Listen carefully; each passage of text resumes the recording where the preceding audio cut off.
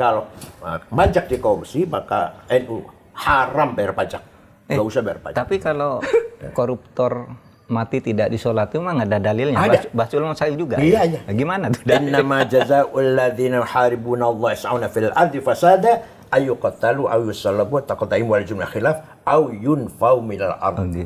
Orang yang merusak, menghancurkan kehidupan negara lah, yas'auna fil ardi fasada, bukan hanya merugikan, tapi menghancurkan. Buang. Disalib, dibunuh, dibuang, potong 2 tangan, 2 kaki, buang ke laut. Tidak usah disolat. Tidak usah sholat. Jadi berislam tidak harus bergamis, tidak.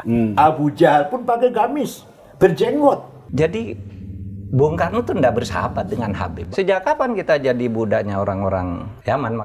Tidak mungkin ada ahli bait namanya Ubaidillah. Karena Ubaidillah itu gubernur Irak yang membunuh Sayyidina Husain dan saudara-saudara di Karbala. Gus Dur itu pernah mengatakan bahwa Kiai Said ini nanti akan jadi ketua PBNU umur berapa? 5, 6 kalau nggak salah kan? Ya? Iya. Jauh sebelumnya Pak Gus Dur mengatakan. Juga pernah mengatakan kepada sahabatnya Muslim Abdul Rahman, Mahfud MD itu nanti suatu saat akan dibutuhkan oleh negara. Segala mengatakan tentang saya, umur 56 tahun saya menjadi ketua PBNU. Prabowo itu orang yang ikhlas, dipecat jadi Pangkostrat, tidak melawan. Mengko bakal jadi presiden nek wis tuwa.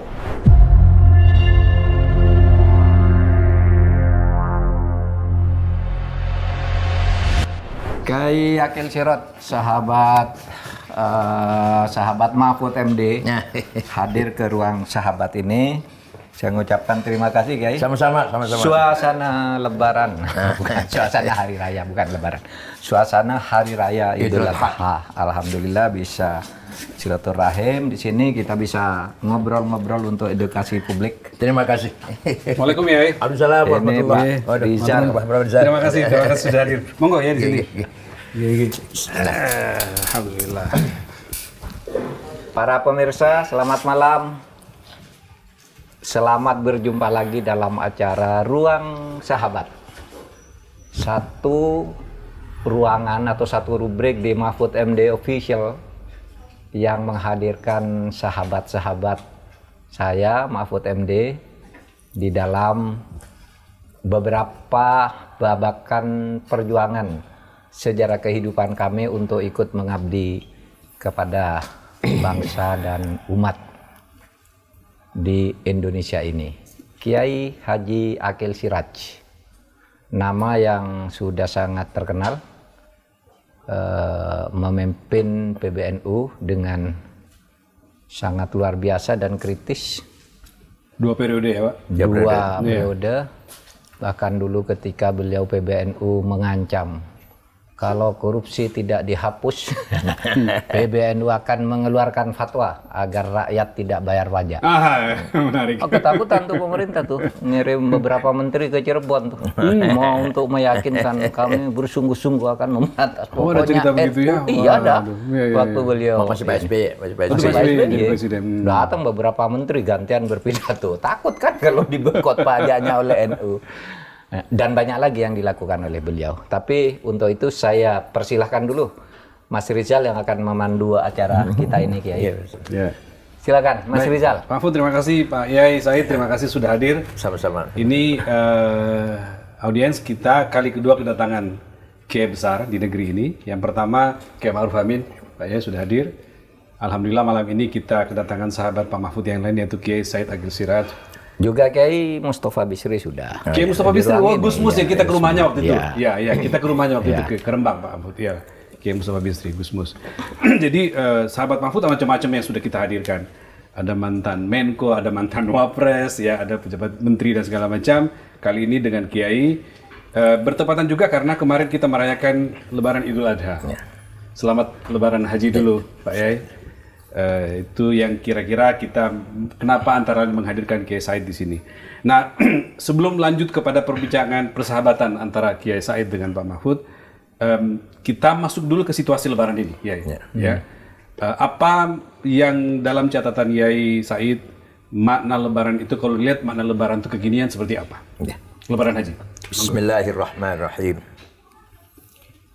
Idul Adha atau Hari Raya Korban merupakan simbol pengorbanan manusia dengan tulus ikhlas, siap menerima perintah Allah. Itu Nabi Ibrahim diperintah mengorbankan putranya yang masih usia sekitar 12, sedang ganteng-gantengnya lah, sedang bagus-bagusnya. Ismail ya? Iya, Ismail, agar disembelih. Dan itu melalui mimpi. Karena mimpi itu ketika orang tidur semuanya kan tidak berfungsi, sarafnya atau egonya semua berhenti. Yeah. Jadi betul-betul mimpi itu membawa kebenaran. Mimpinya orang soleh ya, maka mimpinya itu membawa kebenaran. Nah, Nabi Ibrahim siap menjalankan perintah itu. Nabi Ismail juga siap menerima itu. Itu merupakan simbol pengorbanan sangat luar biasa. Walaupun akhirnya diganti dengan kambing kibas. Itu artinya apa? Artinya agama bukan hanya membangun kesalehan individual, tapi juga agama mendorong membangun kesalehan sosial. Yaitu ketika kita potong korban, masyarakat yang jarang makan daging, bahkan ada yang tidak pernah makan daging, hari itu hendaknya semuanya merasakan bisa menikmati daging. Pak Mahfud, ada cerita khusus tentang Lebaran Haji tahun ini? Iya, sama lah. Itu pengabdian total dari seorang hamba itu harus siap melakukan apa saja yang diyakini itu sebagai perintah Allah. Segi lain bisa dikatakan begini, bahwa kalau orang itu ingin baik, secara simbolik itu harus berani menerima tantangan, ujian. Itu kalau kisah Nabi Ibrahim menyembelih Ismail itu kan sepertinya ujian aja kan, kamu harus sembelih tapi begitu mau sembelih nggak jadi. Gitu kan? Berarti akan diuji dalam hidup. Allah itu tidak mungkin menyuruh nyembelih manusia ke manusia, tapi coba diuji, kamu kalau Allah perintahkan kamu enggak, pasti dilakukan. Dan oleh sebab itu kalau manusia ingin sukses ya harus siap menghadapi ujian. Tidak bisa manusia sukses itu enak-enak. Karena sukses itu tidak bisa dicapai secara kebetulan. Tapi harus diusahakan. Ya bayangkan seperti kayak Akil Sirot gitu ya, sampai belajar gitu Timur Tengah, hafal sampai saya ngelihatnya sejarah apapun namanya ya, menjadi kamus beliau ini sangat alim lah, sangat alim. Dan itu ya itu perjuangan, melalui perjuangan yang berat, bukan enak-enak gitu lalu jadi kan gitu. Nah, saya ingin memotret suasana di media sosial ya tentang Lebaran Haji. Yang agak ramai tentang misalnya yang tadi Kiai sebutkan itu ada kurban dan segala macam, masyarakat mendapatkan dagingnya. Ada lalu bicara siapa sih yang berhak mendapatkan? Apakah itu misalnya layak diberikan kepada orang-orang yang di pelosok yang sangat miskin, atau bahkan misalnya daging itu bisa bahkan dikirim ke Gaza, ke Palestina sana untuk umat Islam yang menikmati, atau umat manapun bisa menikmati. Saya kira kalau di sebelah kanan kiri kita masih banyak orang yang membutuhkan, itu layak mereka utamakan yang palingnya. Justru itu yang utamakan. Ya. Jadi ada grade-nya itu, pertama yang masih family. Saudara, tahapan-tahapannya yang miskin, yang masih ada hubungan family. Setelah itu yang miskin tetangga yang paling dekat terus sampai ketika masih ada kemungkinan masih ada berlebih, baru kita kirim ke Gaza atau kemana lah ya. Jadi tujuannya memang memberikan supaya mewujudkan kegembiraan bersama. Kegembiraan bersama. Hari gembira, hari raya. Ya, saya ngambil medsos karena apa-apa sekarang tuh orang lamanya di medsos Pak. Dan bicara soal medsos Pak Mahfud, kita lihat hal-hal yang viral belakangan ini. Salah satu yang viral itu pernyataan Kiai Said ketika diwawancara oleh teman kita di podcastnya Akbar Faisal tentang Kiai Said itu mengatakan bahwa selama ini Islam itu cenderung hanya dijadikan kepentingan politik. Dan ketika itu dijadikan kepentingan politik, pasti ada penyimpangan di dalamnya. Pak Yai, saya minta menjelaskan. Nanti Pak Mahfud juga ikut menambahkan. Sebelum kita masuk ke pembabakan ini, Pak. Agama itu apa sih? Agama itu sebuah cara, metode untuk membangun hubungan yang baik antara makhluk dan yang Allah Tuhan yang menciptakan makhluk itu. Sama sekali jauh dari kepentingan politik yang membedakan satu sama lain, atau ada menang ada kalah, ada di atas ada di bawah. Nggak ada itu, nggak ada. Semua manusia ciptaan Allah. Semua merupakan manifestasi dari wujud yang mutlak bagi Allah dengan asma husnanya, dengan asmanya 99 itu. Maka lahirlah makhluk yang bermacam-macam ini.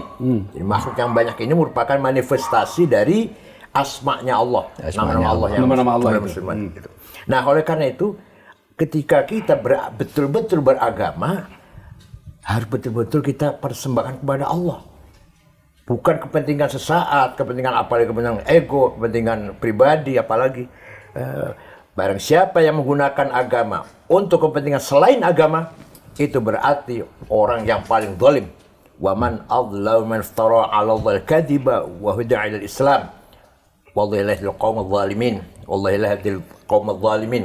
Barang siapa mengatasnamakan agama padahal bukan, dia termasuk waman azlam. Tidak ada paling zalim lebih dari itu. Makanya berhadapan Israel kita selalu kalah, nggak pernah menang, ya karena jauh dari niat yang tulus. Berhadapan di mengatasi domestik internal, keadaan dalam negeri masing-masing negara Islam juga banyak kegagalan, tidak stabil, tidak aman di negara-negara Islam ini. Itu karena semuanya hanya agama dijadikan simbol. Jadi kecenderungan di dunia global seperti itu ya.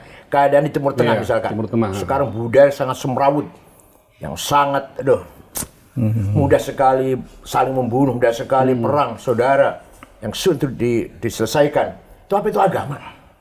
Mereka teologinya kuat. Allah, kalau dikatakan bukan Islam marah dia. Persis. Kalau dikatakan kamu Yahudi atau kamu Kristen marah dia. Tapi budayanya, perilakunya, kenyataannya jauh dari itu semuanya.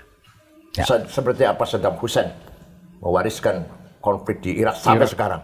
Seperti apa Hafid Assad mewariskan konflik sampai sekarang. Begitu pula Somali, begitu pula Libya Gaddafi. Somali bubar, negara Somali negara bubar. 100% Muslim, 100% madhab Syafi'i Somali itu. Libya sampai sekarang sudah berganti-ganti Perdana Menteri berapa kali nih. Belum stabil. Jadi itu kontes pernyataan Kiai di wawancara itu ya? Iya. Jadi memang Arab punya karakter seperti itu. Arab punya karakter. Arab itu apa? Labil, mudah berubah. Arab, Muhammadun, Muhammadan, Muhammadin. Itu namanya Arab kan? Jadi berubah, bergerak, labil. Begitu ya. Nomaden. Pak Mahfud melihat kecenderungan yang sama, Pak? Iya, jadi yang disampaikan Kiai Aqil itulah fakta. Umat Islam dari waktu ke waktu menggunakan agama itu sebagai alat ambisi kekuasaan. Dan di Indonesia sekarang seperti jual beli pendukung ya, mengatasnamakan umat, dapat ini, dapat itu. Sehingga pada akhirnya politik itu menjadi ternoda. Padahal ya agama mengajarkan keseluruhan cara hidup manusia termasuk politik itu kan harus dilakukan dengan baik. Itu sebabnya dulu Al-Ghazali itu kan mengatakan gitu, ad-din wa sultan tau'aman. Menegakkan agama, memperjuangkan kebaikan agama dan punya kekuasaan sultan politik itu saudara kembar. Ad-dinu usun atau aslun wa sultan harisun. Agama itu nilai perjuangan, sedangkan kekuasaan itu pengawalnya. Jadi kalau Anda beragama kok tidak punya kekuatan politik, itu akan lemah. Itu sebabnya Kiai Hasyim Asy'ari dulu mengeluarkan fatwa jihad. Fatwa jihad kan? Risalah. Itu kan agar politik itu tertata dengan baik, memperjuangkan agama. Gitu. Kebenaran, kebaikan agama untuk seluruh umat manusia. Nah, maka relevan sekarang yang dikatakan oleh Kiai Aqil, kita ini sekarang banyak orang mengatasnamakan agama lalu mengaku-ngaku punya pendukung umat yang banyak lalu kemudian menjual idealisme. Saya mau teruskan, Pak. Bukan menegakkan kebenaran. Dan itu bukan hanya di Islam. Tidak hanya di Islam itu ya. Artinya di setiap agama terjadi seperti itu. Maka terjadi Martin Luther protes karena waktu itu ya di Vatikan agama dijadikan alat untuk mengeruk keuntungan. Mengapa terjadi Buddha? Siddhartha Buddha Gautama protes kepada hierarki Hindu ya karena melihat biksu-biksu Hindu sudah menyimpang lah, maka dia keluar dari itu. Hampir semua agama gitu ya punya. Tapi saya agak fokus ya Pak Mahfud. Saya potong Mahfud tadi mengatakan bahwa orang menjual agama tapi dengan sebutan untuk pendukung yang segala macam. Belakangan lagi-lagi nih referensi di medsos ramai soal panggilan Habib Mahfud. Kayak saya juga beberapa kali. Ahlinya beliau kita ingin mendengarkan netizen Ruang Sahabat itu dalam kacamata Kiai Said dan Pak Mahfud bisa menjelaskan itu fenomena apa yang terjadi sesungguhnya dengan Habib itu. Monggo Pak Kiai. Jadi Islam datang ke sini, kalau kita lihat tokoh-tokoh pertama itu tidak ada yang dari Yaman. Tidak ada yang dari Yaman? Tidak ada dari Yaman. Yang pertama. Oh, clear itu ya. Fatimah binti Maimun.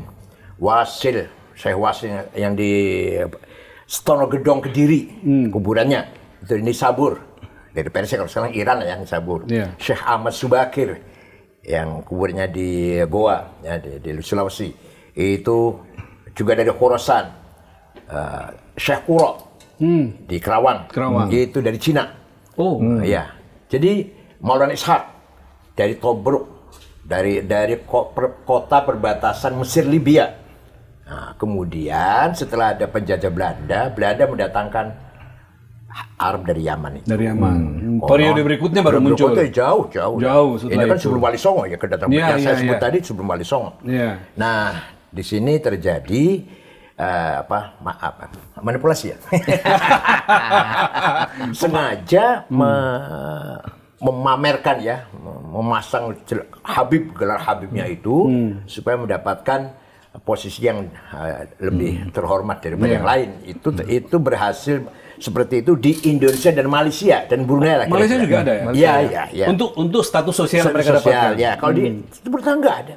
Di Mesir biasa aja, yang alim, yang berilmu, yang berkualitas ya dihormati orang. Betul. Yang tidak biasa jadi pegawai, jadi pekerja walaupun di Alatos atau Assegaf, hanya di kita ini. Nah, saya bukan ahli nasab ya, Hanya saja secara rasional, mereka itu katanya akhirnya Ubaidillah bin Ahmad Al-Muhajir bin Isa. Nah, tidak mungkin ada ahli bait namanya Ubaidillah. Karena Ubaidillah itu gubernur Irak yang membunuh Sayyidina Husain dan saudara-saudara di Karbala. Namanya Ubaidillah. Oh iya, yang peristiwa Karbala itu. Ya, namanya Ubaidillah. Yang eksekutornya atas perintah Yazid, Khalifah Yazid. Al-Amawi. Maka ahli bait itu nggak ada namanya Yazid. Cari ada Habib namanya Yazid? Nggak ada. Amrun nggak ada. Muawiyah nggak ada lagi malah. Begitu. Ubaidillah nggak ada. Cuma nggak ada Habib nama Ubaidillah. Nah, sedangkan itu katanya semua ini turunan Ba'alwi bin Ubaidillah bin Ahmad bin Isa bin Muqaddam, nanti Ja'far Shadiq. Jadi menurut saya rasional saja, tidak mungkin ada Habib namanya Ubaidillah. Itu artinya, Tapi saya bukan ahli nasab. Pak Mahfud juga beberapa kali ditanya soal itu kan, oleh netizen. Saya itu ya bukan ahli nasab juga, tapi saya membaca filologinya Minahim Ali itu jelas ya. Nampaknya tidak ada kaitan itu antara apa yang sekarang disebut habaib di Indonesia itu dengan Ali atau dengan Nabi Muhammad apalagi gitu.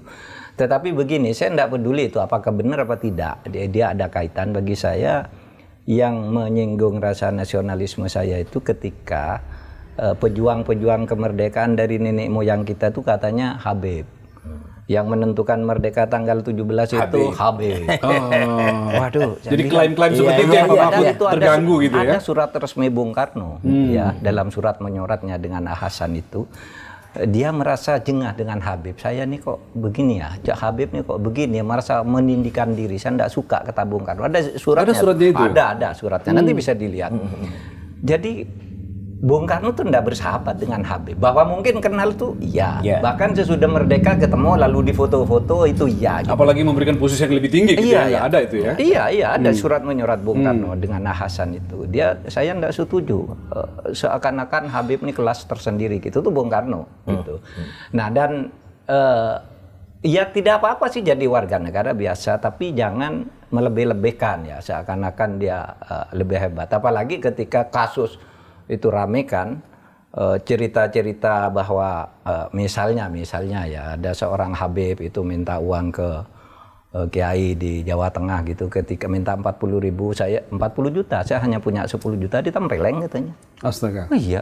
Lalu di Madura itu ada seorang punya istri cantik, kalau kamu ingin masuk surga keturunanmu diminta istrinya, dibolehkan gitu. Dan orang-orang di kampung kita biasanya yang merasa bangga banget gitu. Ini sejak kapan kita jadi budaknya orang-orang Yaman? Maka saya sebagai anak bangsa tersinggung, apalagi cerita-cerita hurufatnya itu bisa nurunkan emas. Kalau bisa nurunkan emas banyak di YouTube itu, Pak. Iya, mula-mula bahwa kalau seorang Habib yang gila itu lebih mulia dari 70 kepala kiai gitu kan ada.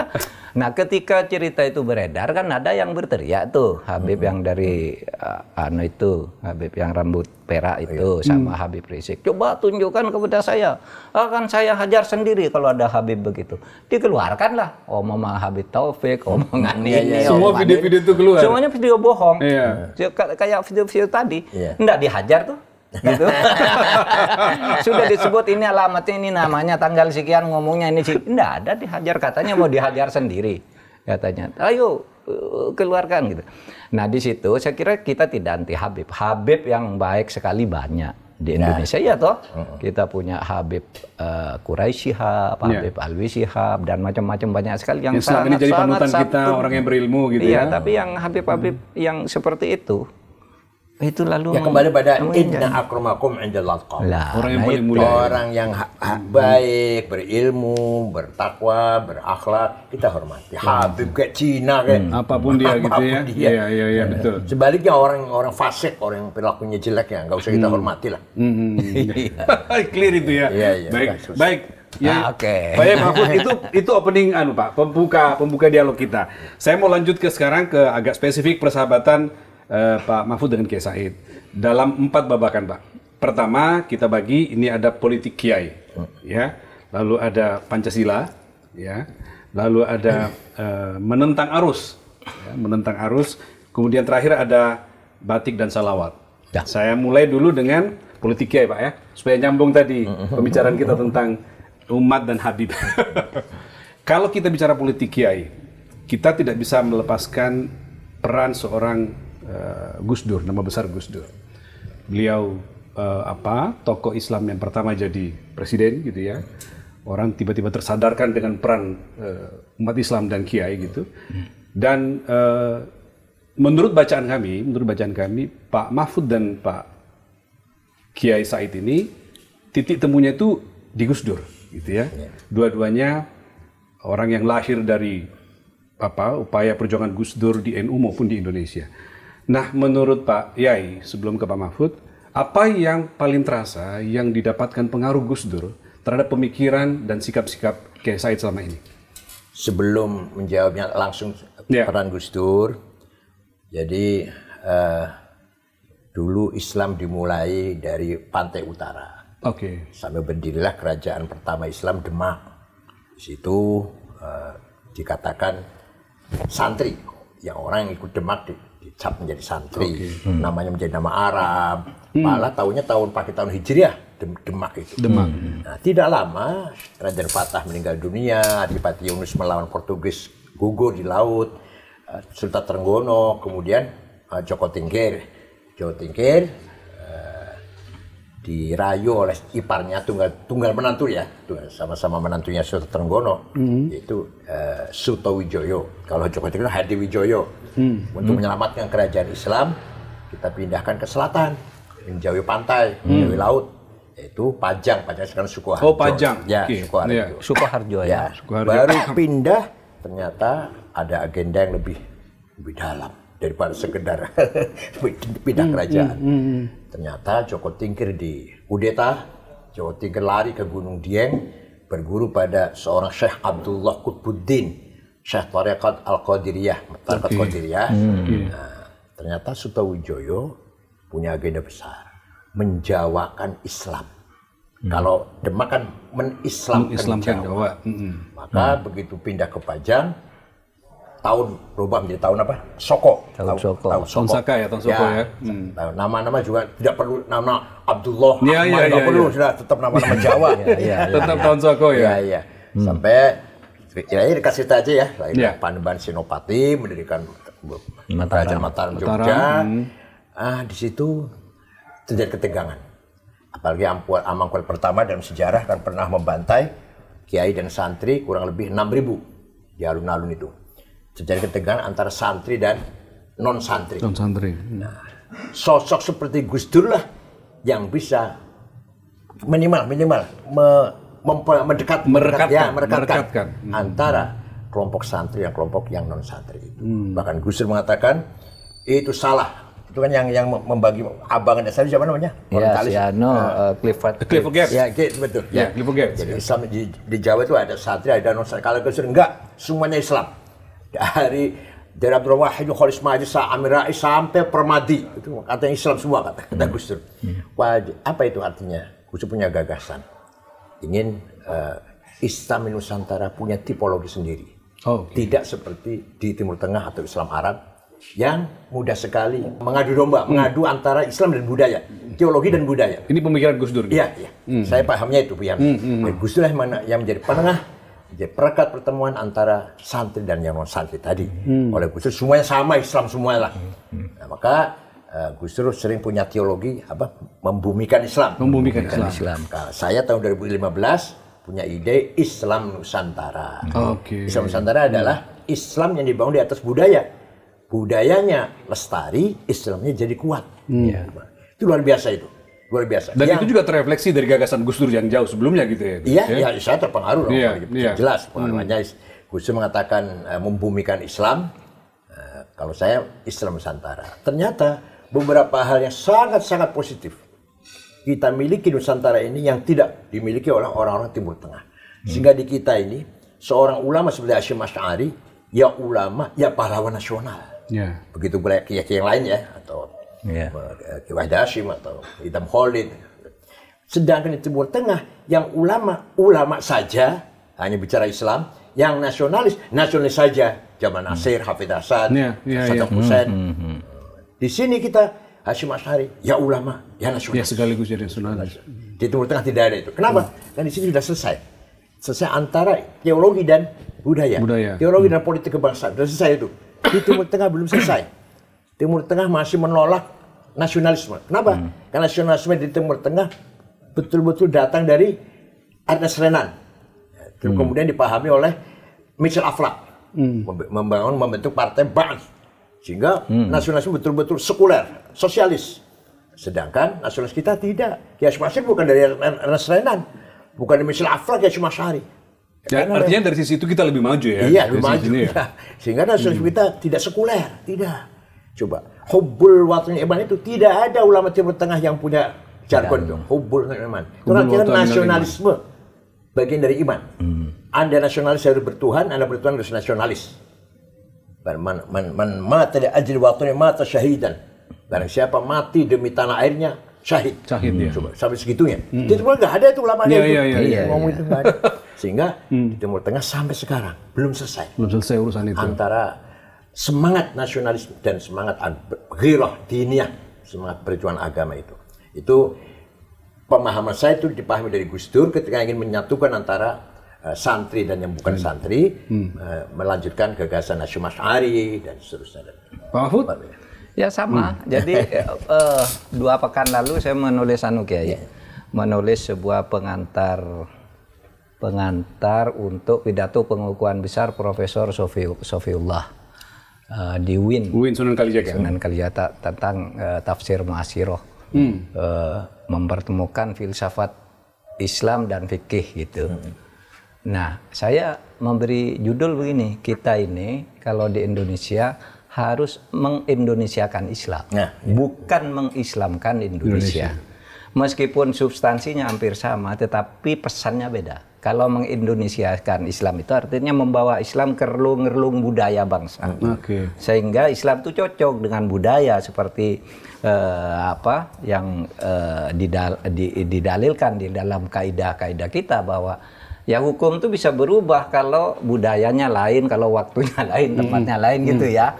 Al-adatu muhakkamah. Al-adatu muhakkamah bisa berubah kan? Sesuai kebutuhan budaya dan lebih damai seperti yang dilakukan oleh Gus Dur, membumikan Islam, mengindonesiakan Islam, nusantarakan Islam gitu kan. Islam Nusantara itu kan budaya dan tidak ada tafsir tunggal ya tentang dalil agama, dalil yang sama, qot'inya sama, itu tafsirannya di dalam bentuk hukum berbeda dari waktu ke waktu. Oleh sebab itu misalnya orang, kamu jangan makan riba, itu kan dalilnya sama. Tapi cara menurunkan hukum riba itu berbeda-beda. NU menganggap begini, Muhammadiyah begini, di sana bank konvensional haram, di sini halal dan sebagainya. Padahal dalilnya sama. Nah itulah sebabnya lalu kebutuhan budaya itu, ya kebutuhan budaya sejauh tidak melanggar prinsip-prinsip menurut saya ya bagus. Makanya Islam di Indonesia ini damai. Cuma itu saja sering dipolitisir seperti itu. Lalu tapi unsur-unsur Arab radikal seperti dikatakan Kiai Said yang membedakan nasionalisme dengan apa namanya teologi. Iya, itu kan di sini masih sedikit-sedikit ada. Oleh sebab itu ada apa misalnya terorisme dan sebagainya yang punya pandangan harus begini gitu ya. Seperti dulu terjemahan lain, implementasi lain dari saya yang Ikhwanul Muslimin itu Kutub ya, Said Kutub ya. Yang kemudian sangat radikal itu yang kemudian banyak juga terimpor ke sini, tapi secara umum itu sudah bisa diatasi. Cuma kita harus hati-hati. Kita negara udah punya BNPT dan sebagainya ya, kemudian lembaga-lembaga yang menyiapkan. Ya, pesantren sudah diajari tentang apa hidup berkebangsaan, apa namanya yang pluralis. Yang menariknya, di pesan itu ngaji fikih. Ketika kita baca kitab fikih, ya kisos, potong tangan, ada itu di pesantren. Ya rajam, ya potong tangan. Tapi Kiai tidak pernah mendakwahkan itu. Ayah saya sendiri penceramah. Sebagai ilmu didapatkan. Iya. Tetapi sebagai implementasi tidak didakwahkan ke sana. Iya. Ayah saya itu kalau dakwah ini, contoh ayah saya sendiri kalau dakwah. Ayah saya itu Rois Syuriah cabang. Kalau dakwah, ayo puasa. Masih belum kuat. Ya, asal dari puasanya lah. Sebulan itu ada puasanya, jangan berat banget.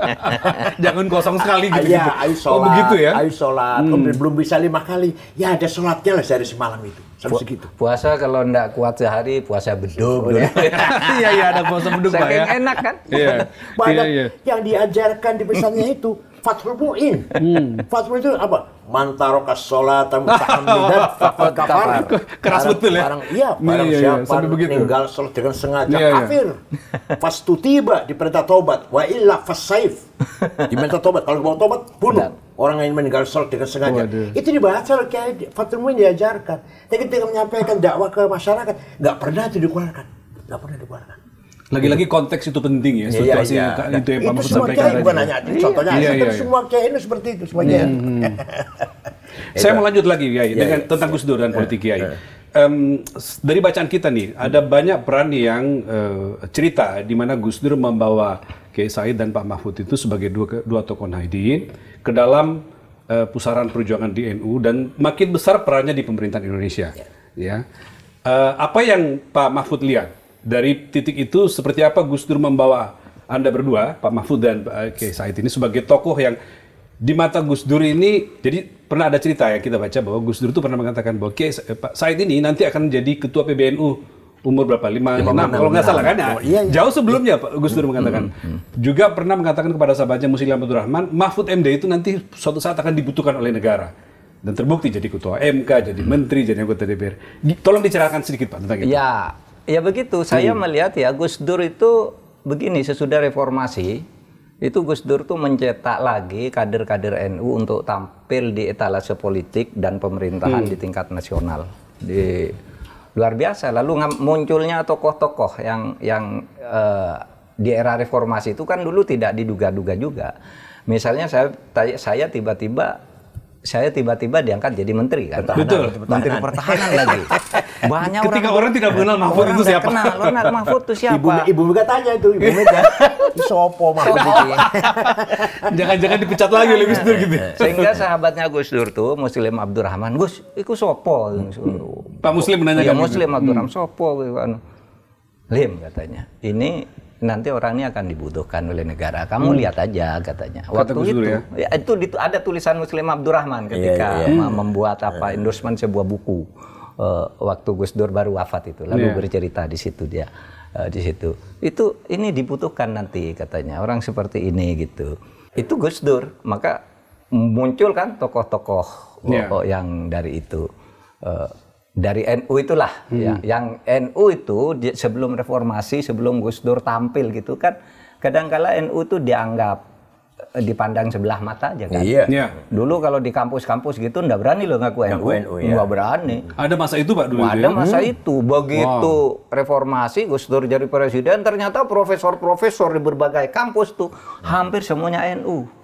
keluar bahwa saya udah dari pesantren ini itu saya gubernur BI siapa? Burhanuddin Abdullah. Burhanuddin Abdullah. Itu menyembunyikan betul ke NU. Padahal dia tuh tok aneh towek dari Garut.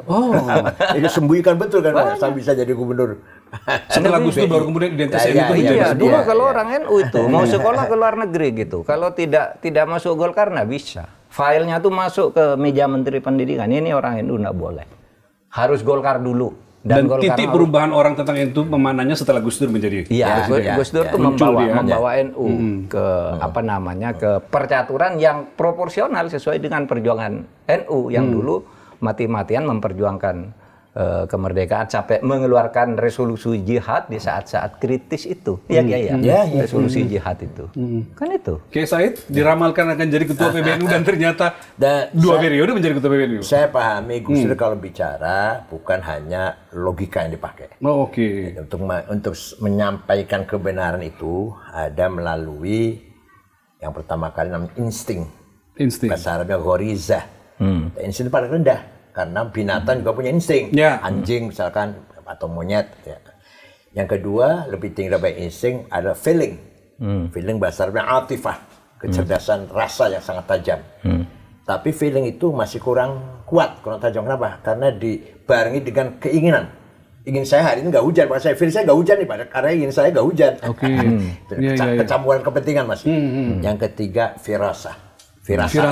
Firasat itu ada hadisnya, ittaqu an firasatil mu'min.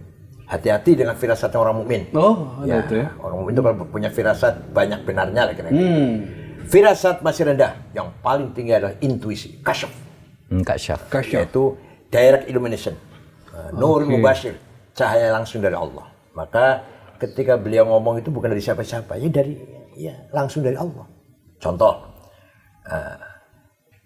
ketika seminar di Gedung Pustaka Nasional. Waktu itu judulnya Mengenang Jasa Jenderal TB Simatupang. Narasumbernya 4, 2 muslim, 2 non-muslim. Yang non-muslim Yakub Utama dengan Romo Muji Sutrisno. Yang muslim Pak Rudini dengan Gus Dur. Gus Dur datang, nggak mau naik ke atas, duduk di bawah dulu. Ya, biar orang 3 dulu lah.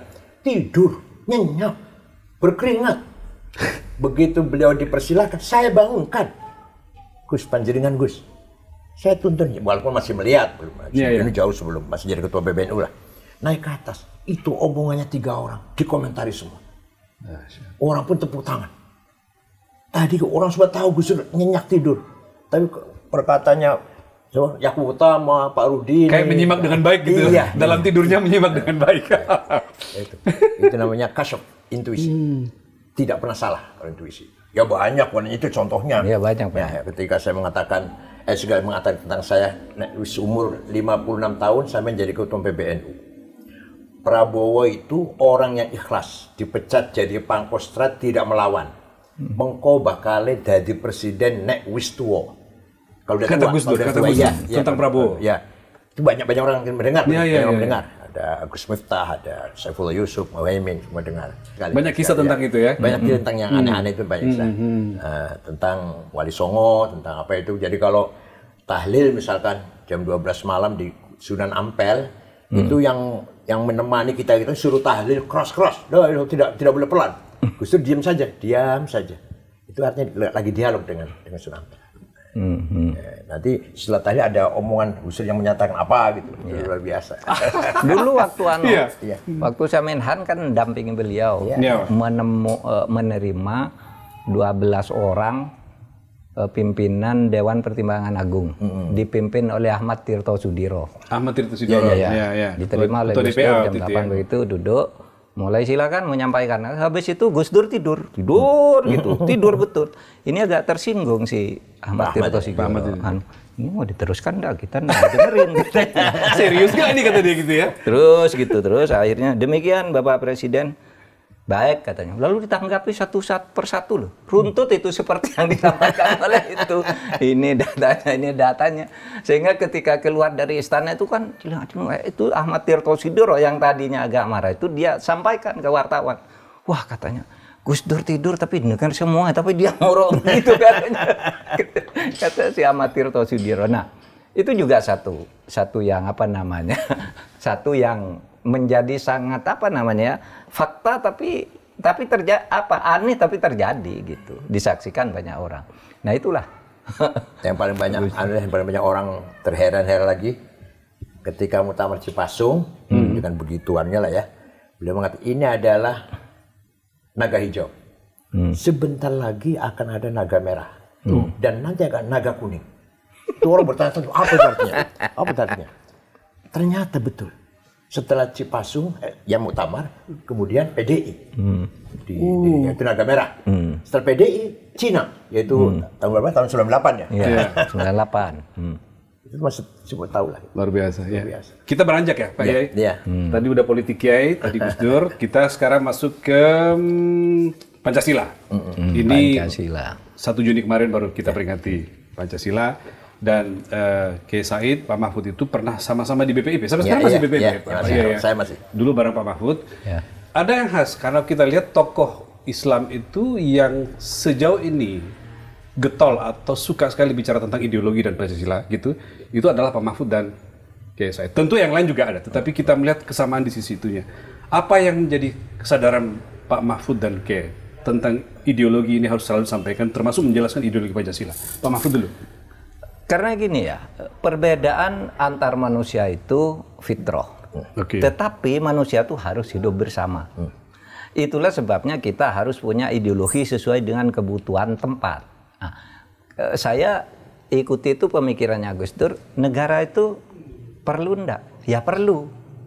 Tapi sistem bernegara itu bisa beda-beda. Misalnya, di dalam Al-Quran banyak kata negara kan, khalifah, khilafah, kholaif, kemudian sultan, bilad, balad gitu, itu kan negara lah, mengacu pada negara.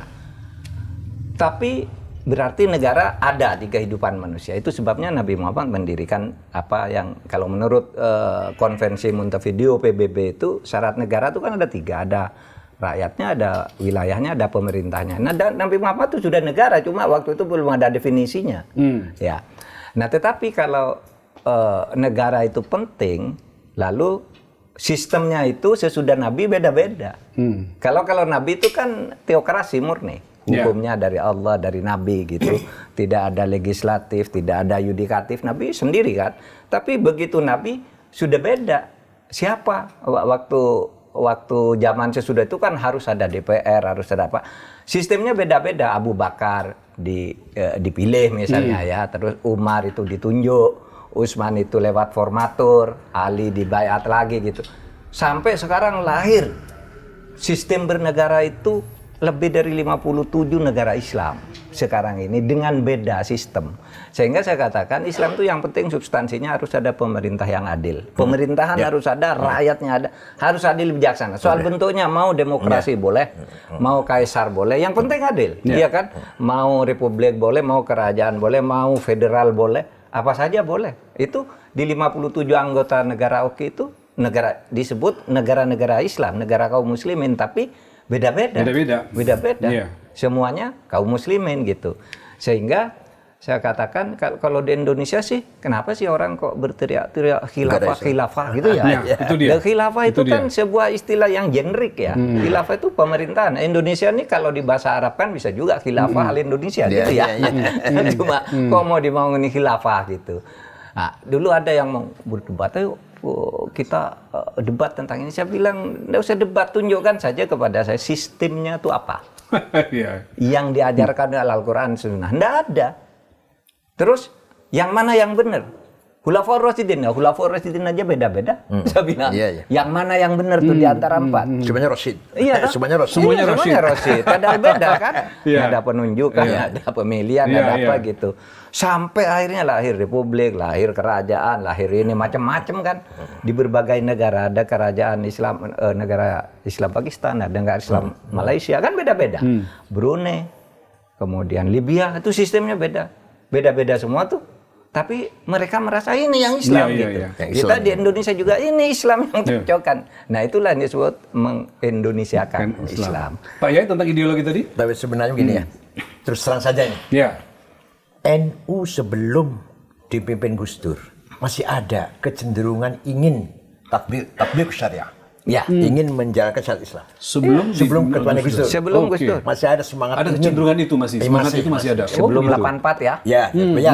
Dengan sop, bukan radikal. Iya, betul. Berarti cita-cita itu loh, masih ingin belum hilang, masih ada yang perasaan seperti itu. Islam berjalan di Indonesia setelah Gus Dur itulah final.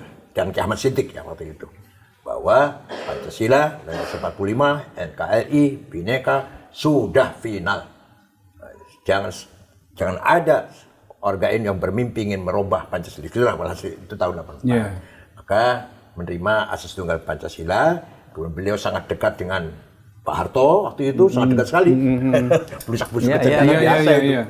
Nah, suatu saat Gus Dur ingin mengadakan apel setia pada Pancasila. Rencananya 2 juta orang kumpul di Senayan. Pak Harto tersinggung. Apa yang tersinggung Pak Harto? Ini mau apa? Sopos ya. Begitu ya. Pak Rudini sebagai Mendagri melarang itu dilakukan. Menjaga masa akan datang, menjaga masa yang akan datang.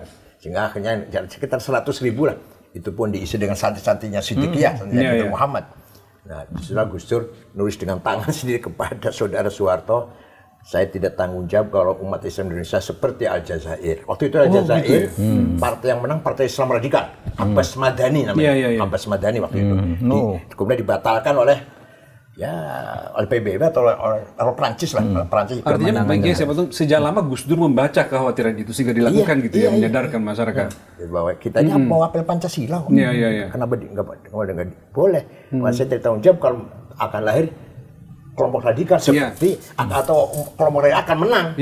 Islam radikal akan menang seperti Aljazair. Waktu itu Partai Islam Radikal menang, ketuanya Abbas Madani. Setelah mulai Gus Dur dan Pak Harto agak renggang. Makanya jadi konteks pertemanan persahabatan Kiai Said dengan Pak Mahfud itu kita melihat ketika sejumlah tokoh pergerakan Islam masih mengharapkan Islam sebagai ideologi itu. Dua tokoh ini sudah kemana-mana menjelaskan tentang betapa ideologi Pancasila itu menjadi apalagi kalau kita lihat Piagam Madinah. Ketika Nabi Muhammad hijrah ke kota Yathrib, itu namanya kota Yathrib namanya. Dulu Madinah sekarang. Karena yang bangun itu namanya seorang namanya Yathrib. Bin Laud, bin Amlik, bin Sam, bin Nuh. Yang membangun kota Madinah. Kota Yathrib Kota Yathrib berubah jadi Madinah. Nah, Nabi hijrah masuk ke kota Yathrib, ternyata di situ penduduknya plural.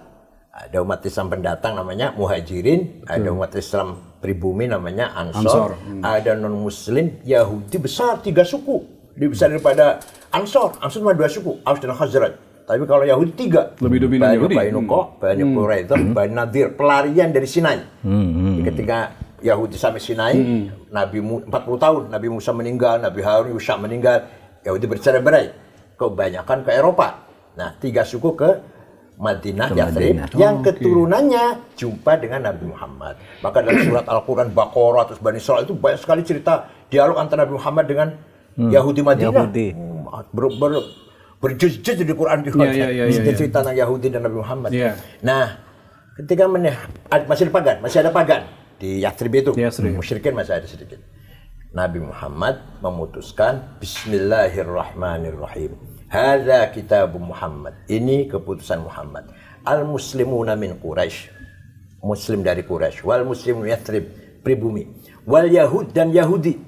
Wa man tabi'ahum wa lahiqa bihim wa jahada ma'hum innahum ummatun wahidatun min dunin nas. Muslim pendatang, muslim pribumi, Yahudi asalkan satu cita-cita, lahiqa bihim, tabi'ahum, jahada ma'hum, satu misi perjuangan. Innahum ummatun wahidah, sungguhnya umat yang sama, umat yang satu lah. Itu artinya Nabi Muhammad membangun masyarakat yang plural tapi punya satu visi misi cita. Masalahnya diikat dengan kesamaan visi misi, bukan di atas konstitusi agama, bukan konstitusi etnik atau suku. Itulah disebut namanya Madinah. Madinah itu menggabungkan antara thaqafah dan hadarah. Thaqafah capaian, culture, scientific namanya thaqafah. Capaian welfare namanya hadarah. Dua-duanya maju, Madinah. Madani. Pak Mahfud selalu mengatakan dalam konteks itu Indonesia ketika menjelang merdeka juga itu. Iya sama. Itu, ya? Saya mempersamakan Piagam Madinah tadi yang disampaikan oleh Kiai Said tadi. Itu sama loh konstruksinya dengan kemerdekaan.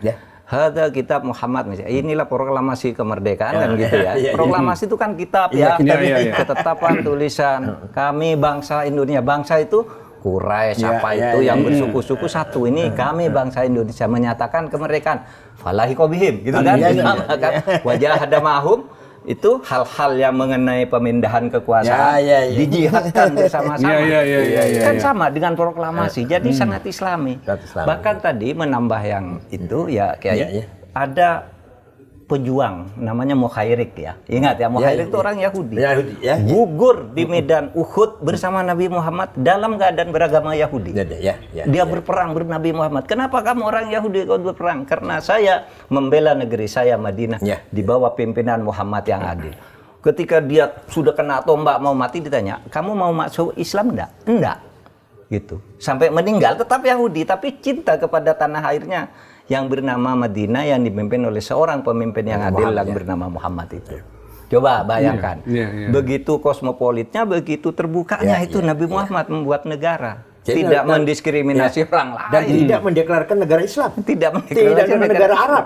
Madinah. Luar biasa ya. Negara itu sudah beradaban, civilized. Luar biasa. Negara berperadaban ketika itu sudah terbentuk ya. Yang lalu ini. Wala udwana illa 'alal zalimin. Selalu gitu kalau khutbah Jumat. Tidak boleh ada permusuhan kecuali kepada yang melanggar hukum. Tentang sejarah yang tadi banyak dijelaskan oleh Pak Kiai. Ini mumpung ini agak momentumnya masuk sedikit sejarah. Sekarang kan lagi ada keinginan pemerintah untuk menuliskan ulang sejarah. Di mata Kiai Said apa yang perlu banyak sekali yang perlu disempurnakan, yaitu peran-peran kiai ulama pesantren yang masih tidak banyak orang ketahui. Berapa batalion yang dipimpin oleh ulama. Banyak itu. Ada 18 batalion ketika kemerdekaan itu. Termasuk Pak Munasir Ali, bapaknya Pak Ruzi Munir, Abdullah Abbas dari Buntet, Abdullah Abbas Yusuf Hasim, dari Banten, dari Tasikmalaya. Banyak sekali. Yang memimpin batalion ya. Nah, kemudian setelah merdeka, mereka meletakkan senjata, pulang ke pesantren, kembali ke pesantren. Tapi ada yang terus, dari Tara terus. Sebenarnya lahirlah Brigjen Abdul Manan. Siapa lagi? Mukhlas Rawi, Pak Mukhlas Rawi. Sulam Samsun. Bapaknya Iqbal Sulam. Itu terus sampai Maijen itu. Ya kebanyakan kiai itu meletakkan senjata kembali ke pesantren. Pak Kiai ingin mengingatkan jangan sampai kenyataan sejarah itu jadi hilang dari catatan sejarah yang baru. Gitu dong. Jangan sampai umat Islam itu dianggap tamu, dianggap pengganggu. Ini umat Islam dengan umat suku-suku lain, agama lain yang Indonesia sebenarnya dulu menyatulah membela negara yang bernama Indonesia. Agama yang silakan aja, agama masing-masing yang sifatnya ubudiyah, ritual itu silakan sendiri, mau ke gereja boleh, ke masjid boleh, ke pura boleh. Tapi ketika ada yang disebut kepentingan bersama, yaitu memilih pemimpin yang adil misalnya, itu agama apapun kan sama ya? Sama. Iya kan? Mengeritik pemimpin yang dolim itu agama apapun sama, gitu. Banyak orang tidak tahu ya, Kiai Zainul Mustafa. Singaparna Tasikmalaya dipenggal oleh Jepang karena tidak mau menyerahkan hasil panen ke Jepang. Diancol penggalnya. Kemudian Kiai Ilyas dari Lumajang juga diberondong oleh Jepang. Kemudian Hamid Rusdi dari Malang, sekarang menjadi nama pasar, nama jalan, nama terminal bis ini di Malang, walaupun pahlawan nasional belum. Tapi itu juga dibunuh oleh Jepang dan kiai yang lain banyak. Jadi banyak orang tidak tahu. Kiai Hasyim Asy'ari sendiri di penjara 2 bulan atau 1 bulan di Mojokerto. Pernah di penjara? Iya. Karena enggak mau itu ya. 1 bulan enggak mau sujud ke timur. Mau sujud ke matahari. Ditemani oleh santrinya namanya Solihin dari Cirebon. Dari Babakan Cuaringin, Kang Solihin. Ya nantinya Kiai Solihin, Babakan Cuaringin. Sampai Solihin juga mukanya hancur lah. Mas Ari juga sampai hancur. Kita lanjut lagi ya. Pancasila sudah. Nah ini soal kesamaan Pak Mahfud dengan menentang arus nih. Jadi sejumlah kalangan menilai Kiai Said dan Pak Mahfud itu punya kemiripan, terutama dalam hal teguh mempertahankan keyakinan meskipun itu berbeda dengan arus besar, gitu ya. Pak Kiai yang seperti Pak Mahfud sempat mengatakan dulu ketika rame pajak, Pak Kiai mengatakan tidak usah membayar pajak. Sempat ada keluar fatwa seperti itu. Kalau belum keluar fatwanya. Belum keluar ya. Mau mengancam fatwa kalau korupsi tidak dihapus, kayaknya keluarkan agar itu kan mengagetkan semua orang, Pak. Wah, itu kalau NU nggak bayar pajak hancur negara.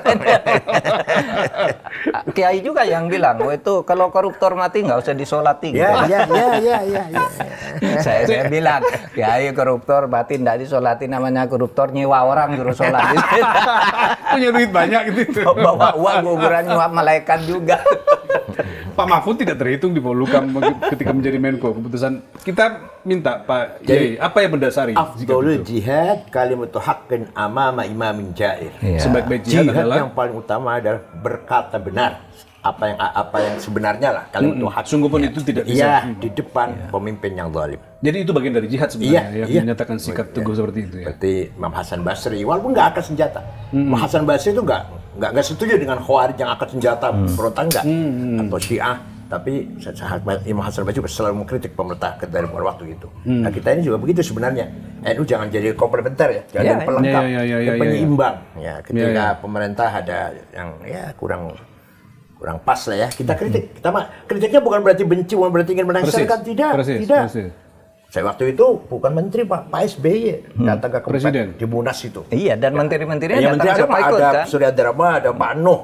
Menteri saya menyampaikan di forum itu. Iya. Nah, terus sebelum ke arena di pertemuan dulu, saya bilang itu hasil Bahthul Masail. Hasil pembahasan analisis pemahaman kitab kuning, bukan politik Pak. Kalau politik itu di belakang Bapak sampai tahun 2014 saya bilang. Itu di belakang Bapak. Jadi outputnya itu hasil kajian yang serius gitu ya. Hanya hasil Bahthul Masail. Kalau pajak di korupsi maka NU haram bayar pajak.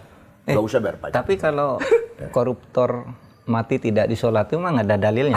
Bahthul Masail juga. Iya. Nah, gimana tuh? Innama jazaa'ul ladzina yuharibuna Allah yas'auna fil ardi fasada ayyuqtalu aw yusallabu taqadda'im wal jumlah khilaf aw yunfau minal ardi. Orang yang merusak, menghancurkan kehidupan negara lah, yas'auna fil ardi fasada, bukan hanya merugikan, tapi menghancurkan. Buang. Disalib, dibunuh, dibuang, potong 2 tangan, 2 kaki, buang ke laut. Tidak usah disolat. Tidak usah sholat. Itu dalilnya tuh. Iya. Itu Quran itu. Mengerikan ya. Merusak. Kalau menghancurkan ya seperti sekarang triliunan. Sekarang triliunan itu. Kalau sekarang 900 juta. Kalau sudah lebih dari 1 triliun. kita bikin batasannya nilainya berapa yang harus dibuang gitu ya. Nah, tapi semangatnya untuk menggempur korupsi itu aja sebenarnya. Pak Mahfud juga begitu kan dicatat belakangan malah Pak Mahfud mengatakan tegas bahwa semua sektor di Indonesia sekarang ini ada korupsinya. Iya, dan sikap seperti itu yang jadi orang. Tapi gini, kalau Kiai Akil saya dianggap terlalu tegas gitu memang begini, kalau kami sehari-harinya kalau kami bergaul dengan orang seperti Kiai Akil saya itu kan orangnya biasa aja, ndak angkuh, tidak apa kan? Iya kan? Orang menganggap itu Pak Mahfud tuh menteri kok sederhana banget sih, cuma gitu. Sama kayak Akil, ketemu orang kecil ngobrol, duduk gitu, ndak angkuh gitu. Memang ajaran di pesantren tuh kita harus tawadhu lah, sopan terhadap orang. Kita diajari tawadhu. Ini nilai-nilai yang diajarkan di pesantren, tetapi juga diajari harus tegas, gitu, harus tegas terhadap keingkaran. Iya kan? Jadi seperti saya tuh misalnya Pak Mahfud, ya saya diajari sopan santun, kekiaian, kesantiran, duduk baik, tidak sok pinter, tapi kadangkala kita dibekali dengan dalil juga ya, gitu. Kita bersopan kepada orang yang sopan dan juga lawan orang yang takabur, sehingga ada ungkapan begini, man tawadhu'a mutawadhi fahuwa shadaqah. Wa man takabbara mutakabbir fa huwa shadaqah. Kalau kamu bersikap sopan dan merendahkan diri kepada orang yang sopan, maka kamu dapat pahala seperti bersedekah yang banyak. Tapi kalau kamu berani menyombongi orang yang terlalu sombong, kamu dapat pahala juga. Oleh sebab itu saya kalau menghadapi orang gitu keras, ayo di gambaran berarti dapat pahala, Mama. Iya. Itu juga bekal. Jadi kita tidak harus tawadhu terus. Kalau ada orang takabur luar biasa, merusak kehidupan kita bersama, apalagi sampai sewenang-wenang, adigung. Nah, kita harus meninggikan diri sedikit. Ini kok tinggi banget, kita yang tadinya merendah ke orang, naik juga. Kamu tuh apa gitu? Saya ingat cerita Kiai Wahid Hasyim tuh, ketika dalam perjalanan ke Jawa Barat, di stop oleh anak berandal itu. lalu diminta barangnya gitu, lalu wah ada arloji bagus. Kata saya, kok kamu berandalan itu bilang ke Yasim, kamu ke Kiai Wahid Hasyim, kamu kok punya arloji kayak gini, orang kayaknya orang desa kok arlojinya mahal. Kalau kamu masih perlu lagi, saya masih punya. Saya masih ada, kamu minta katanya. Artinya itu orang yang tinggi hati gitu, ditantang aja sekalian, ciut ya, gitu. Nah, itu cara kita menghadapi orang. Cara Gus Dur juga tuh, kan Gus Dur tuh ke pelosok-pelosok orang kampung gitu ngomongnya enak kan, tapi bicara di PBB gitu gagah sekali kan, gagah sekali membawa Indonesia. Jadi begitu kan kepada orang yang tawadu. Ya tawadu kita, tapi kepada orang yang sombong ya diimbangi aja agar mereka tidak sombong dan merusak kehidupan bersama. Terutama koruptor-koruptor itu, maka saya harus sombongi dia. Iya. Gitu aja. Ya, karena merusak bangsa kita. Saya mau lanjut lagi Pak, lanjut sedikit tentang ini. Sebagai dua tokoh Nahdiyin Pak, yang jadi referensi umat gitu ya, Pak Kiai dan Pak Mahfud bagaimana melihat NU ke depan ya? Seberapa penting kontribusi berikutnya yang harus diemban oleh NU dan seberapa independen dia dalam kekuatan manapun. Siapa Pak Kiai dulu? Ya kenyataannya mayoritas umat Islam NU. Ya. Dan sekarang kan mayoritas yang miskin umat Islam, mayoritas yang masih pengangguran umat Islam, yang masih ketinggalan dalam pendidikan umat Islam mayoritasnya loh ya. Nah disitulah kewajiban NU untuk membangun, merubah itu semuanya. Jauh dari kepentingan politik sebenarnya. Jauh dari kepentingan politik. Ketua PBNU harus jauh dari target politik. Mohon maaf, saya pernah ditawari Menteri Agama, saya nggak mau. Saya ditawari calon wapres sama Pak Prabowo, saya nggak mau. Akhirnya Pak Prabowo ngejak Pak Hatta Rajasa. Oh waktu itu ya? Yang pertama kali yang lawan Jokowi itu. Ya bukan saya sombong bukan. Ketika itu Pak ya jadi ketua PBNU ya, lagi menjabat ya. Saya nggak ingin meninggalkan amanah yang sangat mulia ini, yaitu mengemban, mengayomi, membela atau berpihak pada masyarakat Nahdiyin yang kebanyakan marginal, kebanyakan pengangguran, kebanyakan petani pelayan yang belum mendapatkan haknya yang benar. Itu aja. Apalagi pendidikan terutama, masih banyak buta huruf, masih banyak. Ya. Pak Mahfud? Jadi begini, masa depan Indonesia ini menurut saya harus sangat diwarnai. Kalau perlu warnanya harus didominasi oleh pandangan Islam Ahlussunnah wal Jamaah seperti NU. Ahlussunnah wal Jamaah. Gitu. Itu sebagai dasar ideologi kepesantrenan itu supaya diperkuat. Karena itu yang memperkuat Indonesia. Itu yang menangkal radikalisme, sikap keras kepala, merasa benar sendiri, orang lain tidak dihargai. Nah, kalau kita yang Ahlussunnah wal Jamaah seperti yang dianut oleh NU itu kan memperlakukan apa? Kosmopolit. Ya. Semua orang itu dianggap kesewargaan. Anda punya hak sendiri. Gus Dur mengatakan begini dengan bagus. Apa sih kosmopolitisme itu? Berarti orang yang menghayati pluralisme, di mana perbedaan itu sebagai kenyataan. Sebagai kenyataan. Fakta. Ibarat kamu hidup di sebuah rumah. Ada kamar. Ada 5 kamar. Setiap kamar, setiap penghuni kamar itu ketika di kamarnya masing-masing boleh pakai baju merah, baju putih, tidak pakai baju, pakai sarung, pakai kaos, pakai kacamata, boleh. TV boleh sendiri-sendiri. Tapi begitu kamu ada di ruang tamu, TV-nya harus satu. Nggak bisa kamu nyetel sendiri-sendiri karena kamarnya beda, padahal kamu di ruang tamu.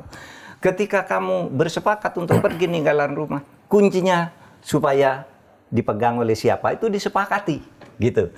Itu cara hidup ber-Indonesia yang disampaikan oleh gitu. Mudah toh menjelaskannya.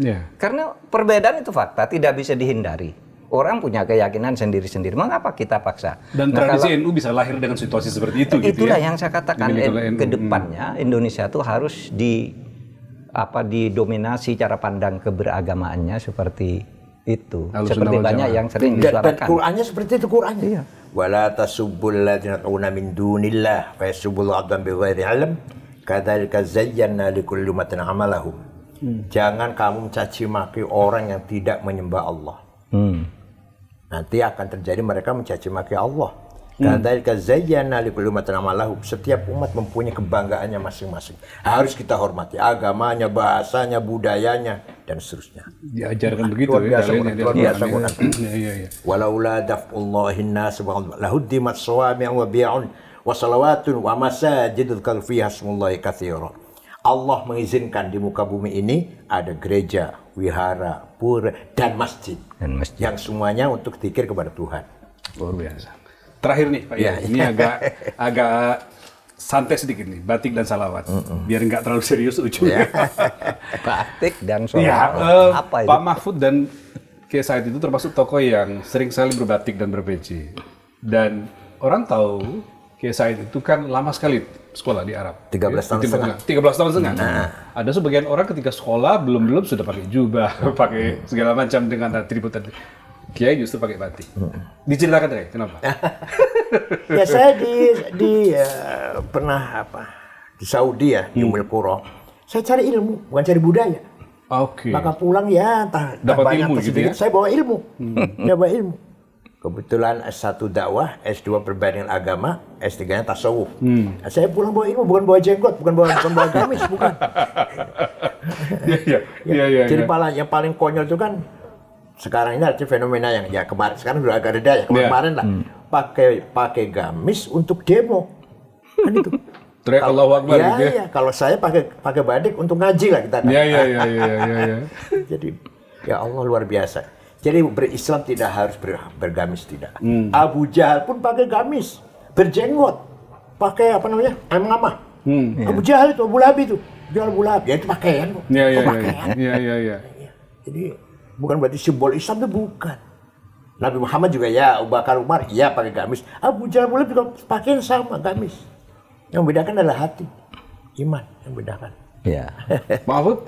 Dulu saya pernah dikritik begini ketika bicara. Kita ini harus mengindonesiakan Islam yang tadi saya katakan. Artinya Islam masuk ke Indonesia. Ada yang ngeritik. Apa ini kan bukan negara agama, bukan apa. Saya bilang mengindonesiakan Islam itu artinya membawa Islam masuk ke cara-cara hidup Indonesia, diindonesiakan sehingga Anda Islam tidak harus misalnya berkiblat ke Arab cara berpakaian, gitu kan. Yang penting hatinya Islam, tapi kita berkiblat ke Indonesia. Indonesia budayanya apa? Kita punya kebanggaan batik, ya pakai aja batik. Saya suka pakai batik. Kenapa? Misalnya kalau dikatakan yang disebut baju koko itu disebut di Indonesia disebut baju takwa. Itu bukan baju Arab, bukan baju Islam, itu baju Cina. Baju Cina itu. Gimana kalau lalu disebut baju takwa di sini? Kalau hari raya dikirim ini hadiah baju takwa untuk sholat gitu. Ini orang nggak ngerti bahwa baju itu takwa itu enggak ada jenis bajunya, apa saja ya baju gitu. Ya, asal bisa menutupi aurat ya baju. Sah. Menara itu bukan dari Islam, bukan dari Arab. Jadi orang Arab, orang sahabat dakwah ke Persia, melihat ada bangunan tinggi di atas ada api kan. Ada api disembah perapian. Itu orang Majusi nyembah api. Kata orang Arab, oh hadhi manaroh, ini tempatnya api. Manaroh itu mana tempatnya api. Manaroh itu artinya tempatnya api. Kita lestarikan sebagai simbol masjid, tapi apinya dibuang. Sampai sekarang namanya menara. Jadilah menara itu, masjid di mana-mana ada menaranya gitu ya. Tempatnya api. Dah, Kubah dari barat, dari gereja itu. Umat Islam mengenal Romawi, melihat gereja, nah ada bangun gereja pakainya kubah sehingga sholat tidak putus, tidak terhalang oleh tiang-tiang. Ditiru, diambil kubah ini. Jadi kubah dari Romawi, menara dari Persia. Menjadi penting untuk memahami mana yang budaya supaya tidak sembarang orang memberikan tafsiran itu maknaan. Satu lagi tentang salawat. Pak Mahfud itu di berbagai forum selalu mengajak pesertanya untuk salawat. Either itu di depan atau di akhir. Kiai Said juga begitu. Apa makna itu sehingga harus selalu disampaikan? Komunikasi dengan ruh universal.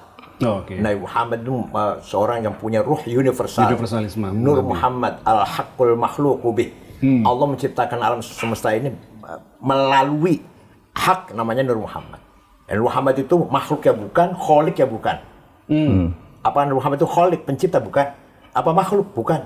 Antara. Jadi antara Allah dengan alam semesta ini melalui antara namanya Nur Muhammad. Karena itu kita ruhnya masih parsial ini, kita sering-sering komunikasi dengan ruh universal. Bahasa sederhananya mencari syafaat Rasulullah SAW. Mencari syafaatnya Rasulullah. Di Qurannya ada. Ada ya, Pak. Walau annahum idzalamu anfusahum ja'uka fastaghfirullah wastaghfirlahumur rasul lawajadullah tawwabar rahimah. Orang banyak dosanya, kemudian istighfar di sebelahmu Muhammad, dan kamu Muhammad ikut mendukung taubatnya dia, pasti Allah mengampuni dosanya. Jadi Allah memberikan otoritas kepada Muhammad, ini orang mau diampuni apa enggak ini? Kira-kira. Mau saya maafkan kata-kata oleh. Kalau Al-Muhammad iya, saya ampuni. Itu substansinya, tapi saya sebenarnya sangat senang itu dengan sholawat-sholawat itu menyentuh kalbu betul ya. Betul. Sholawat tibil kulub dan macam-macam itulah ya. Sholawat naria yang dilakukan dengan berbagai irama sangat menyenangkan, menyentuh kalbu. Sehingga pernah ada anak, ya taruhlah Wahabi gitu ya, menyerang saya. Kamu sholawat, nggak ada tuh ajaran sholawat dilakukan gitu, saya bilang. Itu dosa, saya bilang. Saya jawab, seumpamanya membaca sholawat itu dosa, saya akan tanggung dosa itu, saya akan sholawat setiap hari. Tidak apa-apa dosa, saya akan tebus dengan amal yang lain, dia bilang. Diam dia. Kenapa kok orang sholawat haram lah, ini bid'ah lah. Apa, saya bilang, ini sejuk loh kita dengarkan sholawat. Itu memimpin sholawat yang menggema gitu ya. Iya kan? Sholawat asgil itu, menyentuh sekali ya, tengah malam gitu, setel di TV, di YouTube, waduh, gitu sejuk sekali. Lalu kita ingin sholat, ingin apa gitu kan, dengar begitu, membaca sholawat gitu. Allah dan malaikatnya dia sholat pada Nabi. Inna Allah malaikatahu yusholluna 'alan nabi. Dan kita sehari semalam harus baca sholawat minimal dalam sholat. Harus, wajib. Tapi mereka yang ngeritik ini kayak bilangnya enggak boleh dilakukan, enggak boleh apa. Nadanya enggak boleh dikeluarkan, pokoknya baca sholawat Saya bilang, seumpama melakukan sholawat itu dosa, saya biar dosa saya bersholawat tiap hari, saya bilang. Mau apa kau, saya bilang. Oh, dia nggak tahu ketika para sahabat memuji-muji Muhammad di lagu ya. Pakai syair. Sofia bin Abdul Muttalib, Ka'ab bin Zuhair, gitu ya? Iya di lagu. Siapa lagi? Hasan bin Thabit. Sahabat-sahabat memuji Nabi Muhammad dengan di lagu, dengan syair. Ya sampai sekarang masih kita baca sebagai rujukan syair yang paling indah, yang paling balaghah, sastra yang paling tinggi, Ka'ab bin Zuhair. Ya, contohnya itu. Luar biasa. Terima kasih dulu nih Kiai Pak Mahfud. Kita tutup dialog kita dengan ujungnya kita membahas sholawat tadi untuk memberikan ketenangan bagi kita semua dan inspirasi yang kita dapatkan dari pandangan-pandangan Pak Kiai dan Pak Mahfud dalam konteks persahabatan sungguh banyak yang menjadi catatan. Jadi saya kira Indonesia beruntung memiliki Kiai Said Agil Siraj ya, dan Pak Mahfud, di mana nilai-nilai dan contoh yang dipertingkatkan selama ini sungguh-sungguh bisa memberikan panduan bagi kita khususnya umat Islam. Terima kasih sekali lagi kehadirannya dan kita bertemu lagi pada kesempatan berikutnya. Sampai jumpa. Alhamdulillah. Terima kasih. Terima kasih, Mas.